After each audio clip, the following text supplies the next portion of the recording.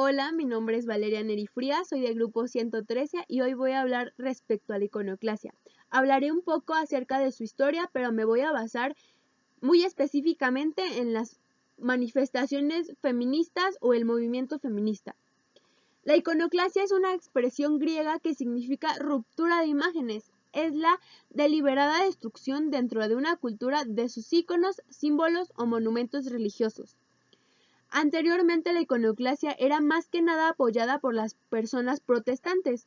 La argumentación respecto a esta práctica implicaban el tema de que la Iglesia y el Estado tenían que tener una relación adecuada. Las conductas violentas y aberrantes, no solo la destrucción, eran consideradas residuos irracionales y primitivos que no podían ser objeto de estudio por parte de la historia del arte. Ahora me gustaría hablar acerca de la iconoclasia actual, en la cual es un tema de gran polémica en estos tiempos. Como antes mencioné, al inicio esta expresión era empleada durante el siglo VIII como un movimiento que destruía estructuras e imágenes religiosas. Sin embargo, con el paso del tiempo estas acciones fueron empleadas también bajo el rechazo político y el interés colectivo. Empezaré hablando de la importancia de aclarar la diferencia entre vandalismo, violencia y protesta, ya que pues es necesario antes de empezar a hablar o juzgar una de estas marchas protestantes. Cuando hablamos de violencia, hablamos de que un individuo ejerce violencia directa hacia otra persona, así dándole daños físicos, psicológicos, laborales o que lo haga frecuentemente. Cuando hablamos de vandalismo, es hablar de que esto no tiene un propósito. Se daña, se quema, se rompe, se lastima sin un motivo aparente. Cuando hablamos de protesta, hablamos de que esta no está dirigida a dañar o violentar de una forma directa, sino que es una manifestación ya que se busca urgentemente hacer visible dicha problemática y de esta forma pueda llamar la atención y hacer que llegue a todos lados para que enseguida se den los frutos correspondientes. Ahora me permitiré hablar de las manifestaciones feministas en las que se daña la propiedad privada, las cuales son catalogadas como actos de violencia. Sin embargo, el pensamiento crítico detrás de ellos tiene su fundamento en el feminismo radical y socialista.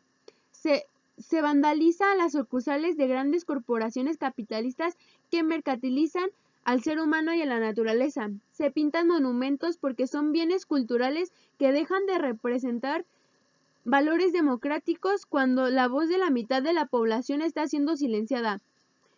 A esto precisamente se le conoce como la iconoclastía.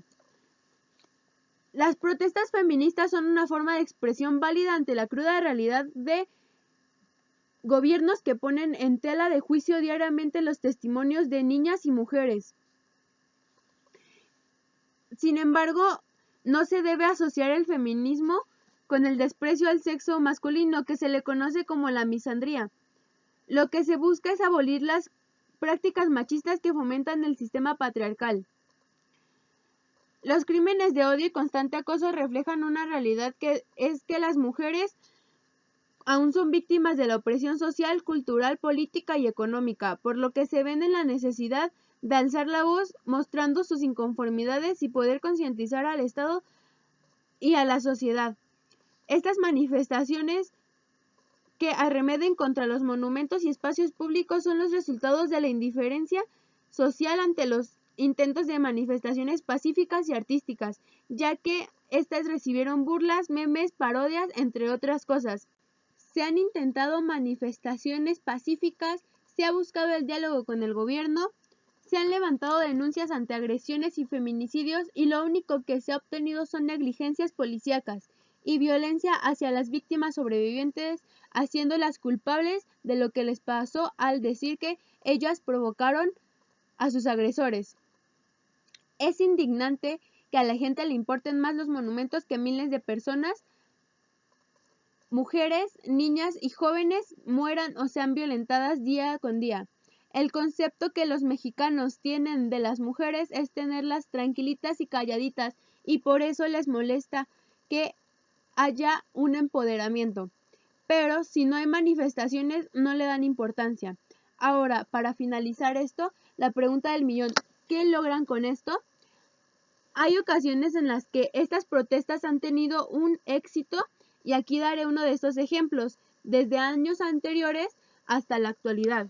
En 1948, por una declaración oficial de la ONU, se le daba acceso a la educación a todas las mujeres. Sin embargo, en México fue hasta el año 1968 que abrieron las primeras escuelas secundarias para niñas. Posteriormente, entre 1971 y 1990, la educación media y media superior comenzaron a ser accesibles para ellas. De igual forma, en los últimos años de la Revolución Mexicana, se logró que la mujer tuviera el derecho de trabajar y disponer de un salario propio. Siguiente de esto tenemos el derecho al voto, sabiendo que la lucha que tuvieron fue muy difícil. Pero una vez logrado en las elecciones federales de 1955, acudieron las mujeres por primera vez a la urna a emitir su voto. Incluso la lucha no paró hasta conseguir que las mujeres pudieran inscribirse como candidatas a cargos de todos los niveles, incluyendo la presidencia. Se consiguió también la Declaración sobre la Eliminación de la Violencia contra las Mujeres, implementado por la ONU, donde se encuentran los siguientes derechos, que son el derecho a la vida, el derecho a la igualdad, el derecho a la libertad y a la seguridad, a la igual protección ante la ley, al estar libre de todas las formas de discriminación, a una buena salud física y mental, a condiciones de trabajo justas y favorables, a no ser sometida a tortura ni otros tratos o penas crueles, inhumanas o degradables. La siguiente fue la alerta de violencia de género contra las mujeres, que es un grupo de acciones gubernamentales de emergencia para erradicar la violencia feminicida. El derecho a la no violencia digital se consiguió con la Ley Olimpia el 3 de diciembre de 2017, en la cual se busca castigar a quienes difundan contenido privado o sexual con otras personas sin el consentimiento del propietario, o también amenace, extorsione o acose a dicha víctima. El derecho a abortar después de años de lucha se logró despenalizar en la Ciudad de México y en Oaxaca. En otros estados lo permiten, pero de una forma específica. La lucha continúa para que esta despenalización sea en todo el país.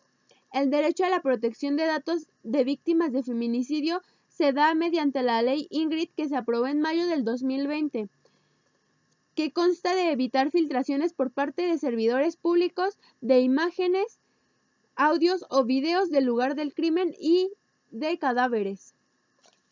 Por último, pero no menos importante, el derecho a usar pantalón. Se les obtuvo a las mujeres que poco a poco iban usando tal prenda, a pesar de ser fuertemente criticadas por decir que se querían parecer a los hombres o eran antiestéticas. De igual forma, tenemos el derecho a practicar deportes. Se debe gracias a un grupo de mujeres deportistas que montaron unos Juegos Mundiales Femeninos, ya que en esos tiempos no se veía bien que una mujer hiciera deporte.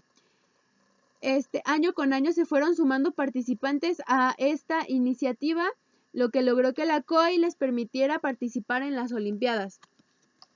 Ya para finalizar, mis conclusiones serían que la lucha no termina y se espera conseguir lo que se desea, por lo tanto, si es necesario continuar con la iconoclastía, se seguirá realizando, ya que la iconoclastía indigna y por ende visibiliza. Muchas gracias por su atención, espero esté muy bien y gracias.